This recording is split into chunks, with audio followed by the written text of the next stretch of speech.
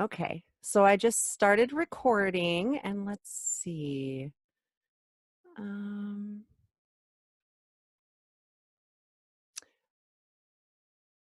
I don't know. Hang on. Okay. All right, here we go. I figured out how to mute you. Okay. All right, so here we go. And I do have a place for questions. So at the end, I'm going to ask if there's any questions and then unmute everybody. So, but for now, we're going to get right into it. And this is Defusing the Love Bomb, from explosive to unconditional, because love is not supposed to hurt. First, of course, I want to say welcome and hello, namaste, beautiful souls. I hope you're ready to dive deep and begin consciously creating positive changes in your life by going within. Where does everything physical begin? Within our consciousness, our thoughts, our words, our emotions, our soul, and our behaviors, especially those we're not aware of yet, and the energy and intention behind them. And here's a quick intro to how and why inner work can help you heal. And I am citing some statistics here, and I will include the links to those in the description after I post the video, so you can go check them out for yourself. 95 to 99% of our lives are managed and run by our subconscious minds. And then 80% of our thoughts are negative, and 95% are repetitive. So the same negative stuff that we've been thinking, and if you think about it, people have what? Anywhere between 12,000 to 80,000 thoughts in a day, depending on what source you look at. And that's a lot of negative stuff, right? Our subconscious beliefs are programmed through repetition, oftentimes without us even being aware that we're being programmed. By becoming aware of what goes on within us, we can start to see how our thoughts, words, emotions, and actions interconnect and create our subconscious belief systems. And these components make up a lot of our consciousness. Consciousness creates our life experience through the energetic frequency we hold due to the combination of these unseen elements. We attract what we are, what we embody, which also creates the frequency at which we vibrate as individual beings.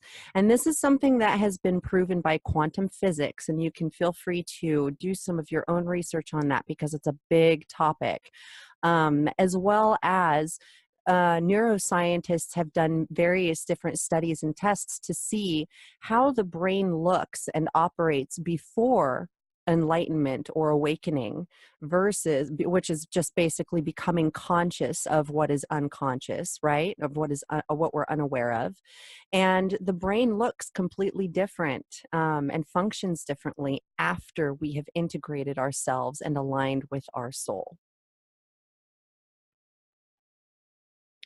Subconscious conditioning creates conditional love. If we think about how we are conditioned by society, how we're conditioned by our lives, how we're conditioned and programmed by the systems that we are a part of, whether we chose that or not, because a lot of times, especially as children, we take on whatever belief systems are passed down to us, right?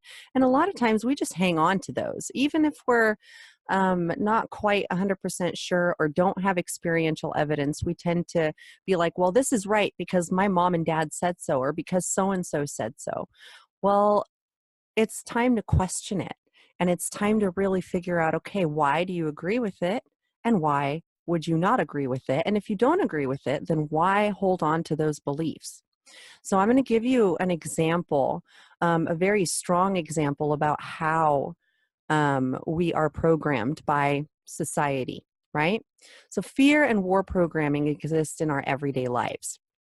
When I was a child, it was perfectly fine for me to watch violence on TV and in cartoons. But if somebody got to kissing or holding hands or even got a little passionate on TV, the channel would get changed. And why? It's kind of backwards, right? Because one of them is an expression of love and one is an expression of war. What underlying message does this send to our subconscious mind? That violence is okay, but love is something to be ashamed of. And why is that? It's because violence and war has been romanticized as heroism and patriotism, while sex has been perverted and corrupted by the mass consumer selling machine. It's perpetuating the work buy, consume, die mentality and fear of love and connection, because those ideas have been corrupted by people with toxic intent, i.e., oh, look, everyone's attracted to sex, so we'll use it to sell things, no matter what it is, right? And this kind of distorts our perception of what sex actually is and what loving behavior actually is. And then we have the whole, being trained to be workers at school, right? You have to be at a certain place at a certain time. You have to sit and do what you're told, and you have very limited rights as far as especially restroom usage and food. There was a very strict limitation as far as how long you're allowed to take to eat at lunch, right? And I noticed this when I was a child because I came from Germany. And in Germany, I never felt pressured or rushed to eat quickly. And then we got to the United States, and all of a sudden it was like, faster, faster, faster. You're too slow. You're too slow, and there was all this pressure all the time. And then, of course, there's various types of religious programming. And the only thing that I really want to reference as far as that's concerned is that if you start an organization or a system or even a group, if you're trying to encourage people to be loving and to find a good path and to find the light, then this can't be accomplished if you're creating this organization based on abusive and warmongering type behavior. And this whole convert or die thing that they used to do back in the day, that energetically translates. So people still now are carrying around this fear that if they don't believe what other people tell them that they should believe, or the systems tell them that they should believe, that they're going to die. And this is a subconscious fear a lot of times that's stored in our DNA and in our genetics and in our energy. So if we're raised in an emotionally unhealthy environment also, which 96% of families are dysfunctional in some way, according to Bradshaw. And this was a study done all the way back in 1988. So by now, it's probably been compounded still more. And that can be seen manifest as far as like the divorce rates and the sheer amount of children that we have who are suicidal, who are depressed, who are anxious for apparently no reason, who are self-harming, and so on and so forth. And it just gets passed on and passed on. So now the question is, how have you been subconsciously programmed and conditioned? No one is immune to conditioning because our minds operate in very similar ways, and we can see it being doled out unconsciously the more we become aware. We're constantly bombarded with advertisements and other people telling us what is good, right, and what we need and what we quote unquote should be doing or shouldn't be doing. Do you trust all of that information you're bombarded with every day as it's programming your subconscious? Or do you go within and discern what is right for you specifically and make your own conscious decision about what you allow to be integrated into your being and belief systems versus what you can reject? So, what can we do? We can deprogram the conditioned beliefs, which are kind of guarded by the ego, and reprogram ourselves to love unconditionally and embody the vibration of unconditional love. Now, what is a love bomb? Many of you might be familiar with the term love bomb as far as it's related to narcissism and narcissistic personality disorder, because when a narcissist first targets someone, they will shower them with love, right? But it's not real love. It's like an initial facade. They set the bar high and then they never want to reach it again. They set it so high so that way we continue longing for that way that they behaved in the beginning and keep thinking that we can get that part back. But that was never them in the first place. So that's the way that they program you, right? Abusers program their targets into essentially becoming their own abusers through subconscious conditioning because they tell you things repeatedly. And then those repetitious things get integrated into our subconscious mind, which is why abuse survivors either A, turn into abusers, or B, wind up in repetitive abusive relationships. And I know this because I have very, very intimate experience with it. So, having said that, as far as this class is concerned, when I say love bomb, I'm referring to the programming we've been receiving since before birth, which whether it's abusive programming or not. This programming is unconscious and has been passed on through generations upon generations, compounding all of humanity's collective fear and emotionally suppressed baggage and creating what we see now. A lot of violence, aggression, black and white thinking, hatred, fear-mongering, and so on.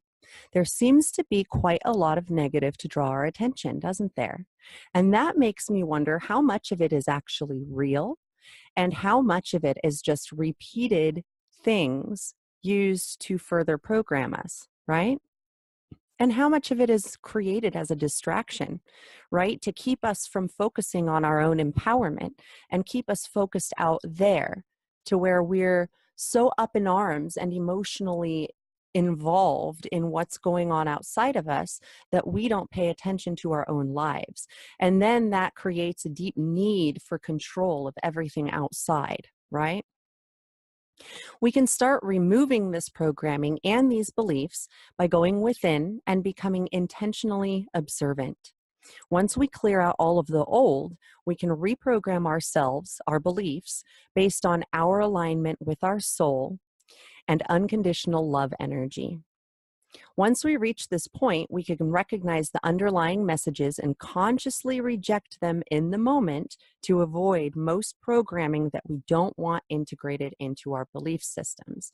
And we can also do this by making small changes. Like I noticed when I was listening to music that, like I used to listen to Evanescence a lot, and it's very, very depressing. The lyrics are very depressing. It's very heavy, emotional. And I would a lot of times take that on as my own feeling because I was listening to it so much. So a simple shift in what I listen to as far as music is concerned, and all of a sudden I wasn't so depressed anymore. And this spoke volumes to me as far as like, what am I consuming that is creating my consciousness or helping create my consciousness? So now we'll go into how to defuse your love bomb. And there are 3 explosive components that you can reprogram from within you by using these concepts and ideas. And there's enough information here for you to be able to go and Google these ideas and look them up and gain a deeper understanding.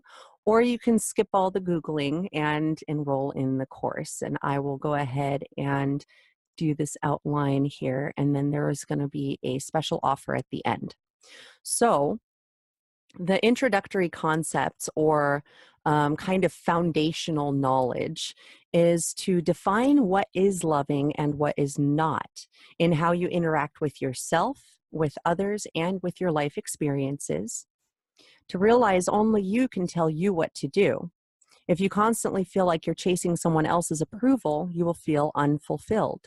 By defining what you want to work toward, you empower yourself to do what it takes to get there in an inspired way. And self-empowerment has nothing to do with wielding power over others. Rather, you make the conscious decision to become aware of what you are unaware of so you can change how you interact in the moment. Falling in love without the pain, trauma, and drama, because love is not supposed to hurt. And we kind of normalize this whole love hurts idea, right? By shifting your focus toward falling in love with yourself and your life and the people and experiences in it, you will shift your vibration toward unconditional love and begin attracting that into your life. Now, if you feel that you're around people that don't help facilitate this and don't help you grow, then focus first on falling in love with yourself and your interests and your hobbies and your creativity and your life. And then what happened for me anyway is that things will start shifting and opportunities and resources will start coming your way. And you might have to take a couple of leaps of faith, but the things that no longer match your vibration, that no longer serve you, and that no longer fit the new you that you are becoming will start to fall away from your life. And as this manifests, if we are resistant to the change, then it can feel scary and like chaos and like everything is falling apart. But this is where crisis management comes in, and we can choose to not react, to not respond to it, to literally take our focus and say, nope, I am not going to feed this my energy. My energy is too important for that, and put our energy into something constructive. What is within your control and what is not? The only thing we really have any control over is ourselves, but it's only by letting go of the need for control that we step into true empowerment. Because it's not about forcing and controlling and dictating. It's about allowing and understanding that everyone has their own journey, and that the only way that you can actually influence people is not through control, because that creates more resistance. Nobody likes to be told what to do or bossed around or bullied. And so therefore that totally breaks down respect. It breaks down the sense of equality, and it kind of throws the relationship off balance, right? So letting go of the need for control, but stepping into empowerment will help you to share how you've done this and what to kind of look at in circumstances should someone come to you for advice. And you'll be able to share it without being forceful or telling someone what to do in a way that makes them feel like their own decisions don't matter, you know? Nothing is black and white. And dualistic or extreme thinking creates conflict and opposition, while seeing things on a spectrum creates compassion, overstanding, and deeper levels of empathy and connection, which is what we all want, right? Explosive component number 1 is knowing yourself. Who are you really? Without your habits and vices and interests, who are you deep down at a soul level? What do you stand for? Gaining a deeper understanding of yourself and how you operate, and this includes introspecting about some things you may want to let go of, but that seem impossible to shake, such as addictive behaviors. And a lot of times we have to decide, and we have to really look at and analyze, okay, why am I afraid to let this go? Do I think that my life will be worse without this thing, without this belief, without this attitude or behavior, right? Because the unknown can feel scary. So if your only coping mechanism that you've had for several years is, let's say, alcohol, this was something that I turned to for a while, then it feels really scary to try and let that go and face life without some kind of mind-altering substance, right? It's only later, when you've been sober for a little while, that you understand the clarity and the focus and the power that you really have within you. And a lot of these addictive behaviors are created, guess what? By conditioning, by people being under the impression that they are worthless, that they don't have anything valuable to offer the world.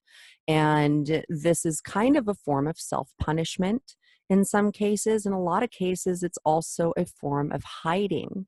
And so It depends on what your exact feeling of it is. But if you can start to go within and look at this kind of conceptual type stuff within yourself, then it becomes a lot easier to let go of some of these toxic behavior patterns. Becoming the observer in your life. And this entails paying attention to how you think, feel, and behave, and learning to recognize emotional trigger points that create unconscious behavior patterns for you. And you just kind of go forward and do these things without thinking about them. And then later on, there might be consequences, and you're, well, why did I do that? You know what I mean? And that's what we're trying to course correct on.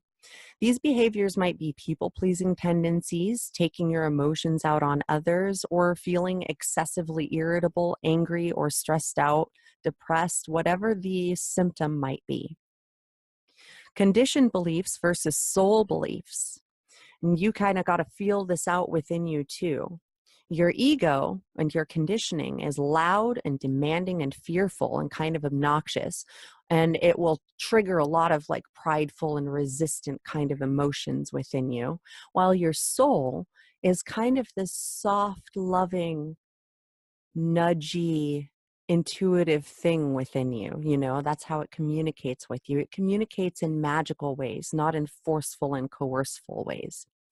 So learning to discern between these two ideas within you and the difference in how they feel will allow you to release your programming as well.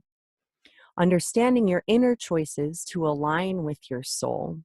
And this aspect will involve practicing compassion toward yourself to release any guilt or regret you may be feeling about how you have behaved in the past. You are still unconscious and you cannot rewrite history. However, you have all the power to rewrite every now. Explosive component number 2 is accepting yourself. Understanding and accepting your humanity. And what does it mean to be human? We consist of light and dark, and our shadow aspects need more love than any other parts of ourselves because they have been hidden in shame and fear. By accepting yourself as the amazing human being that you are, with infinite potential for creation, you can begin to let those shadows teach you rather than fearing those parts of yourself. Because, you know, we're always less fearful of something once we become more familiar with it. So educating yourself, go and like find out more on any topic that resonates with you, especially if it's something that you feel triggered about, you know. And a lot of times this work is a little uncomfortable, but it gets easier over time. And then you just gain more and more clarity. Understanding and accepting your divinity. Do you know that you have an eternal soul? Have you ever felt it there, residing within you, speaking to you softly through intuition, inspiration, and insights you aren't quite sure where they came from? Get to know this part of you. And because your soul is part of your consciousness and your vibration, as you get to know this part of you, you will begin to connect with your soul and with your higher self and come into alignment. And this coming into alignment will automatically start attracting more and more so-called magical experiences into your life. Accepting and forgiving your past. And we all have things in our past that make us feel uncomfortable in some way. By accepting these aspects and allowing them to teach us instead of suppressing or ignoring them in hopes that they'll go away, we'll release energetic baggage that we've been holding on to without being aware of it.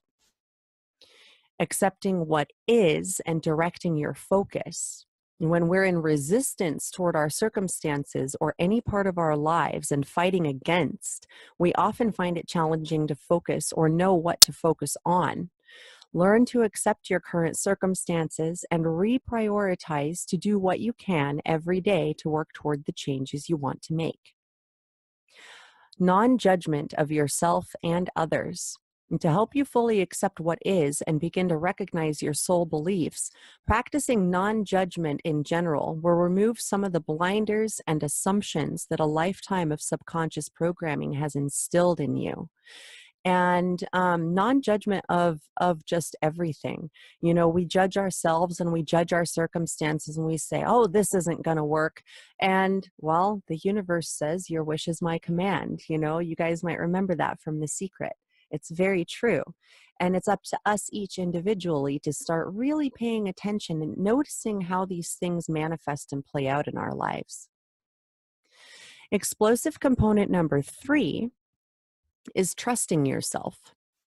And as we all know, most of us know, is that trust has to be built and practiced and established. And the best example of this is in relationships with others.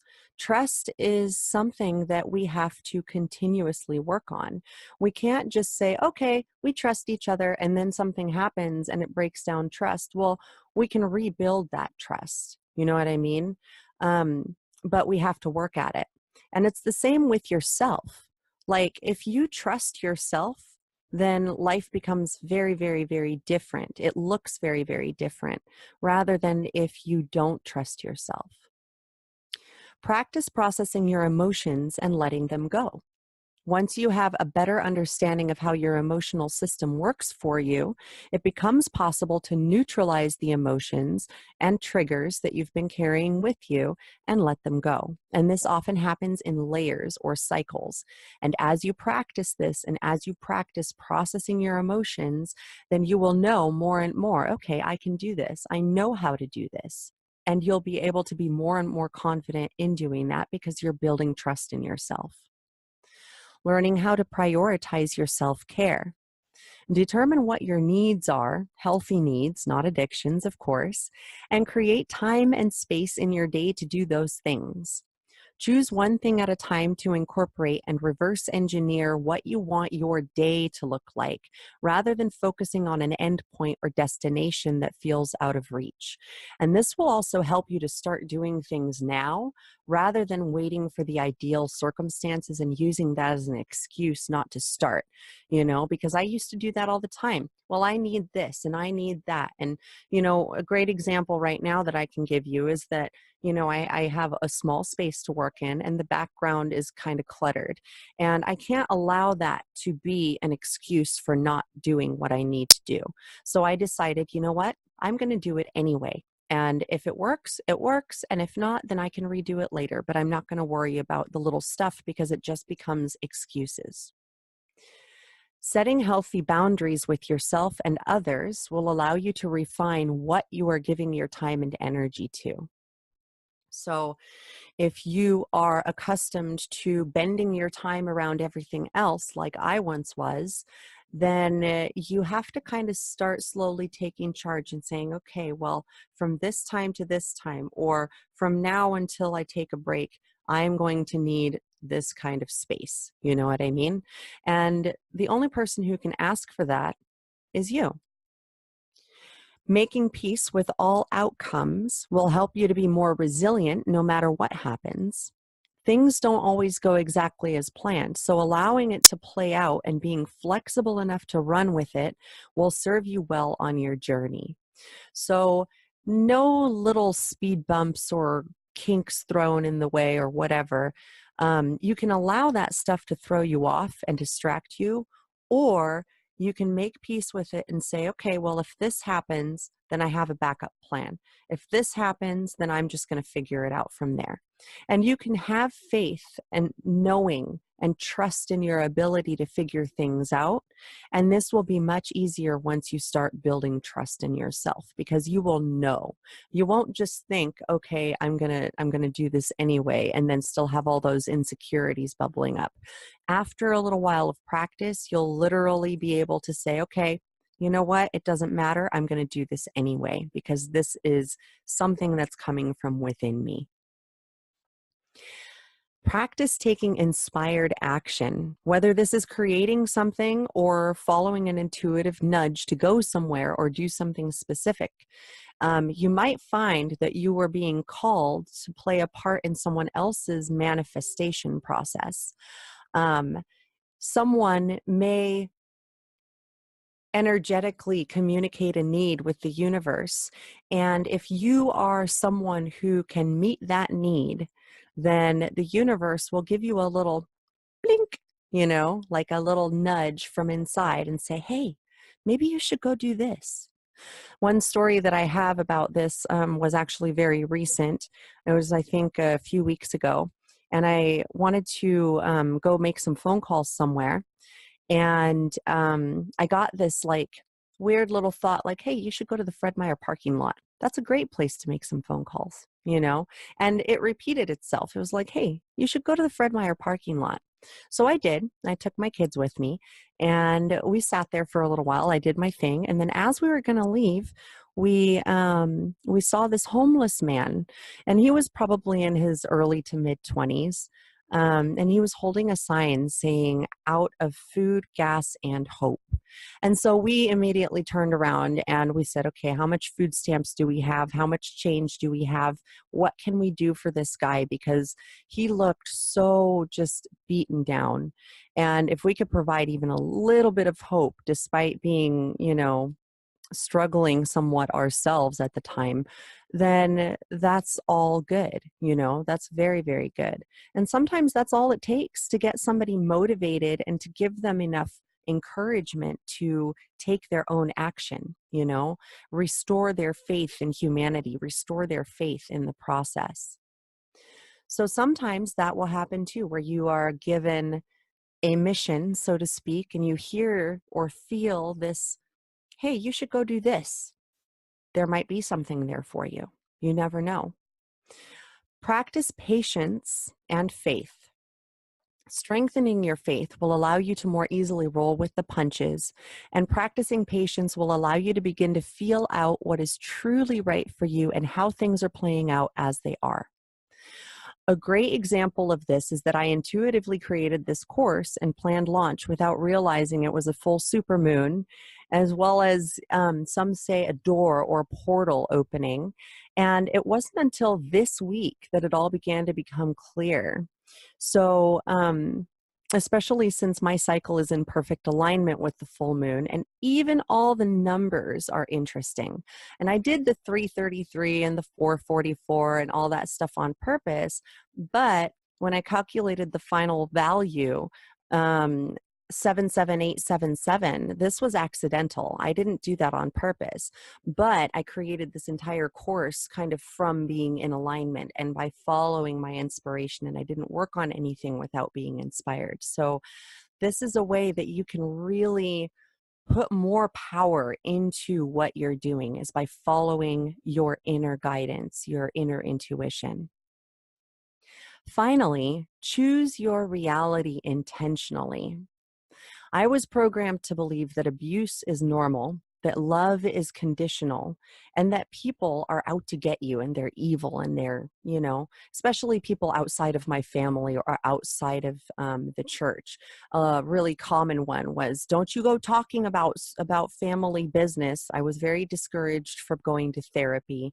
There was a lot of mistrust, However, I realized a few years ago that I can consciously choose to see things differently, and that makes all the difference. So I became aware of that fear, lack, control programming and learned to recognize it in the moment more so I could start changing it.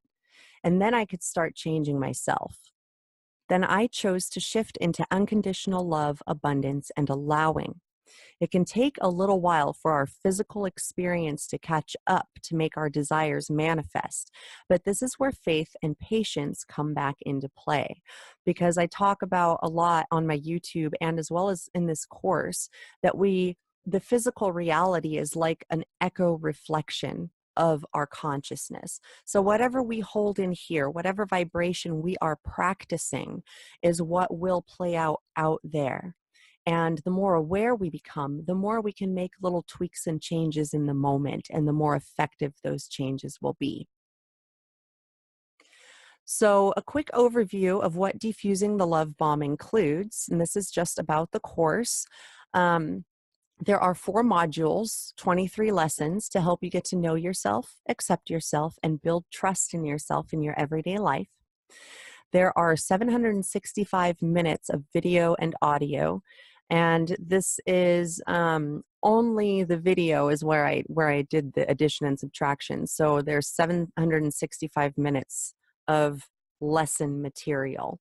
You can choose whether you want to watch the videos or listen to the audios or read the PDF files, which are also included. So there's PDF file of each lesson, so you can refer back to the questions and exercises anytime.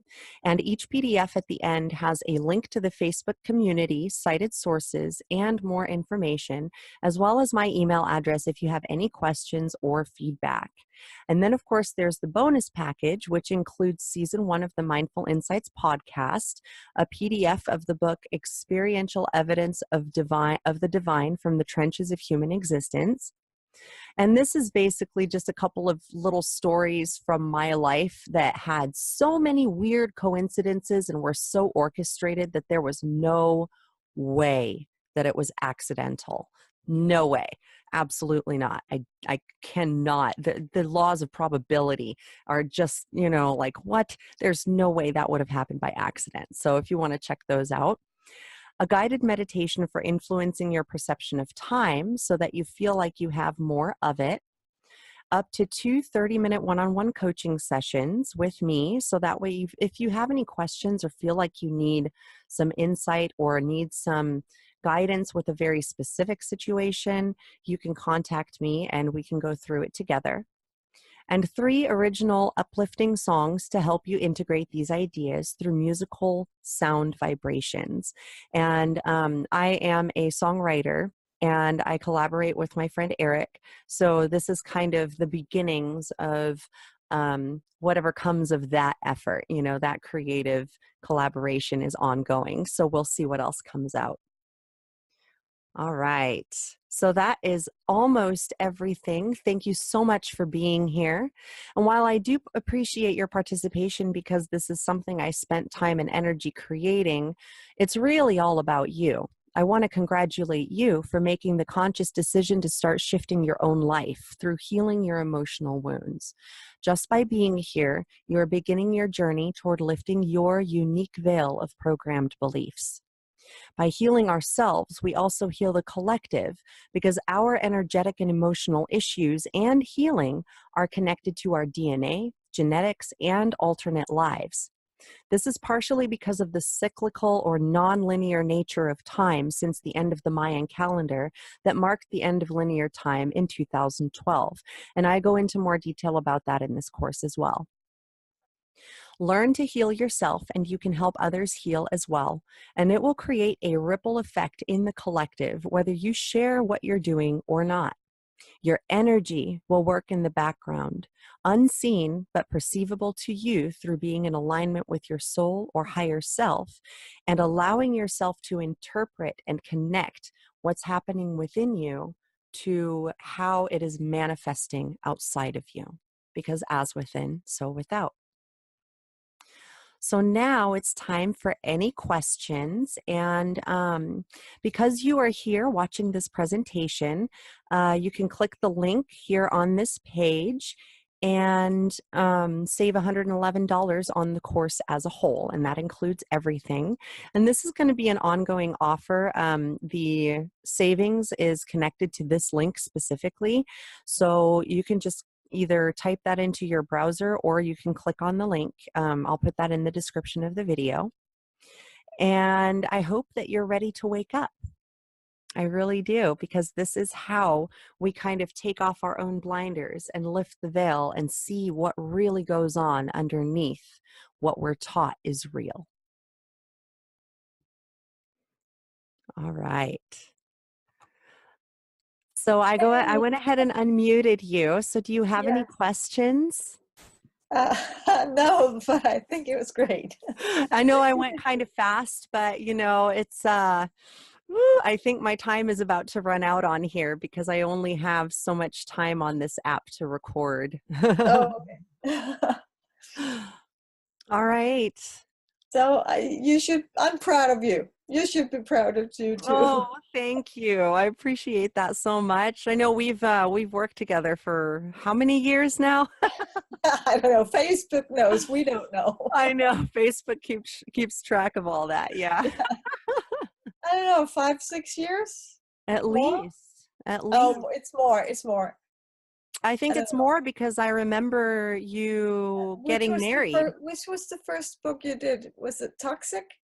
Was that the first one you did? I can't remember. Yeah.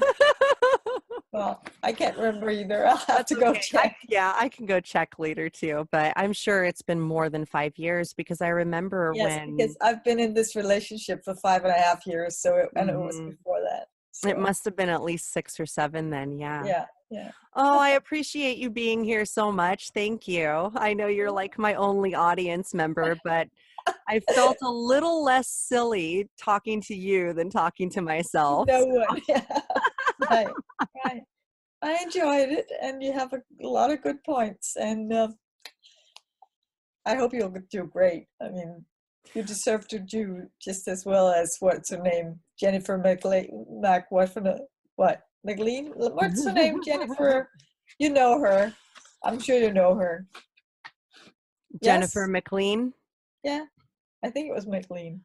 I'm not Yeah. sure. I follow so many people and sporadically, like it depends on what state of I'm mind just. I'm in. Sometimes I'll go for the more like, oh, let's learn about astral projection and dream walking and then other times I'm more like, no, I got to tie this back to reality real quick, It it was Jennifer McLean. She's been doing a lot of stuff for a lot of years, and I haven't listened to her for a while, but she was one of my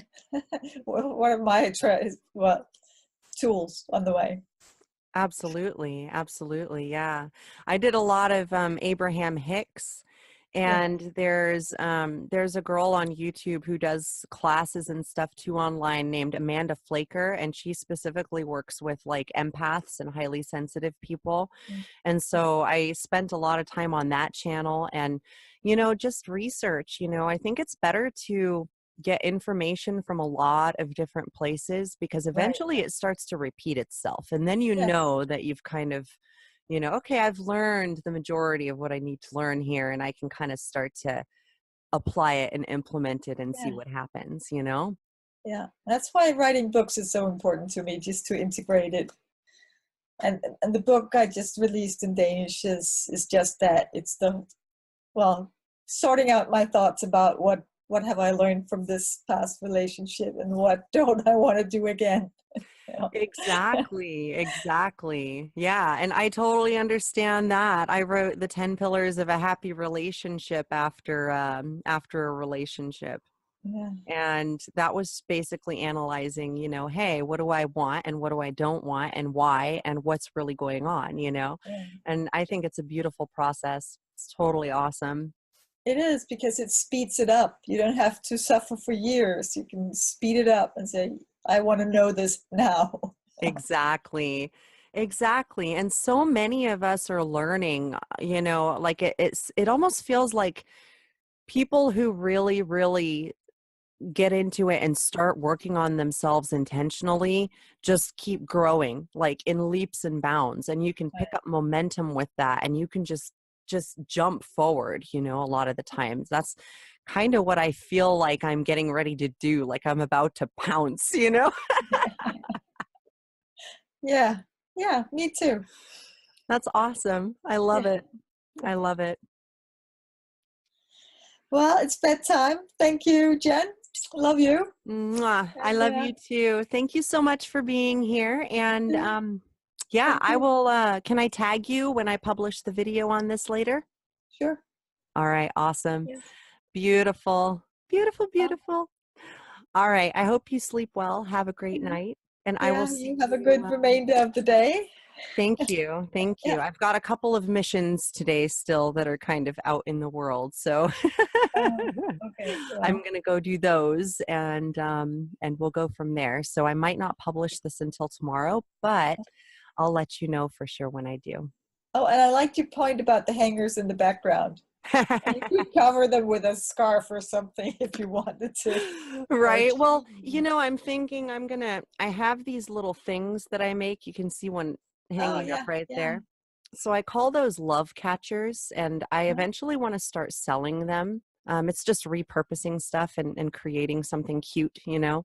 Yeah. And but I feel like I need more than 3 if I'm going to start selling them. So I'm going to make some more, and then I'll probably use those to create a background back here. So we'll see how Okay, that goes. great. Yes. Great. Well, you take care, and this was fun. Good. Awesome. I'm so happy you enjoyed. I'll see you soon, and have a great Yes, night. you too. Bye. Bye.